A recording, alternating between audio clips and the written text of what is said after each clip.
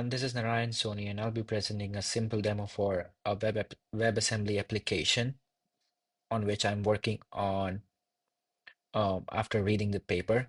Um, so let's start from the very left of the window. I'm using this index.html file to interact with the user when this file will be hosted on the server.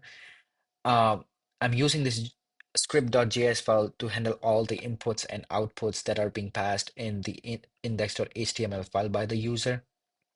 Then we have our stats.c file, which contains all the business logic that we need to calculate all the mathematical operations. So today I'm trying to demonstrate a simple example how we can calculate the t-test for two different data groups. Um, so for that, we'll need to compile this c.c file into the wasm file as we discussed in the presentation. So let's try to compile this C file to the wasm file. For that, I'm using the command something like this. So the emcc denotes the calling of the compiler. For this command, I'm using the mscripting compiler, which basically transfers .c or C++ program to a wasm file. Next comes the stats.c file. This is basically the input to this compiler, saying that, okay, this is the file I'm trying to compile it to the WASM format or WASM binary format. WASM equals 1 flag would indicate that we need a .wasm file and not asm.js file. So the history of asm.js file is something like it was used in replacement of WASM before the WASM was actually in the open market when or WASM was still under construction. Next comes the export functions. So this is the command I'm using just because we were facing some difficulties in exporting all the functions from C to WASM automatically. So that's why we are doing it manually here, which contains all the functions that are being present in C and which I want to reflect it to the WASM file. Contains calculate mean, calculate variance, sample data, which is basically the core command. T-test, which we're gonna test it right now. Malloc for memory allocation and free for freeing all the memory spaces in the memory. And these two functions are basically helper functions in the JavaScript, which basically calls C functions from the JavaScript. And the next comes our optimization technique. We are using O2. I'm using the O2 optimization technique because it is considered as a benchmark for uh, compiling C++ code to WASM. And lastly, we have our output flag, which contains stats.html. Honestly, this is completely optional, just because it will generate the stats.html with some boilerplate code, which we can use, but we already have our HTML for user interactions. We won't be using this HTML file, but I'm just generating it to show you guys how it would look like when we open it. So let's try to run this command. And to the left, as we can see that we have three generated files. First one is the states.html, which we discuss. Let me prettify this real quick.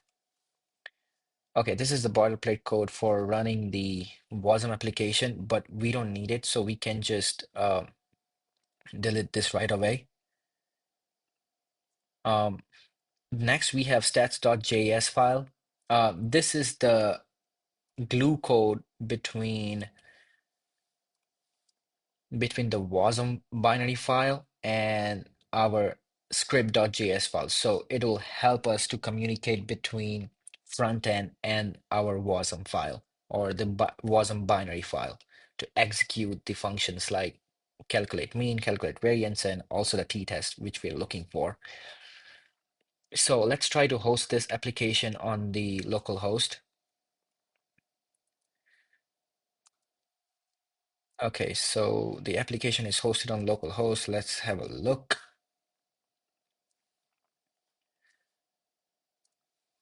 Okay, so this is our simple web application. If we go to inspect section, we'll see that the WASM module is initialized. So the WASM module is always initialized before the page loads. As we can see here, our application is successfully loaded on the browser. This statement states that our WASM module is already loaded on the browser, so we can just straight up use it. And this WASM module is always loaded before the web page is loaded on the browser. So if we go to the source files, we can see that our WASM file is already loaded on the browser. And this is how our WASM file or the WASM binary would look like. So browser helped us a little bit on this part because we won't be able to decode the zeros and ones present in the WASM file. It's complete binary file. And now, as we see here, is .wat file, which browser helped us to decode that binary into human readable form so we can actually debug it right here. The next file is our stats.js file, which we already looked at. We have our index.html file, which is this page basically. Now let's try to run our main application. Choose the file. I'm selecting the data file. The data is being loaded here. Let's select the column that we want. Let's say column A, and let's run the operation. So this is basically the t-test or t-test results for these two groups. If we check out the console, I have printed out how much time it would require to complete a test. So this was a little demo of the web application and how you could build your own web application from the scratch using your C file and compile it to the WASM file.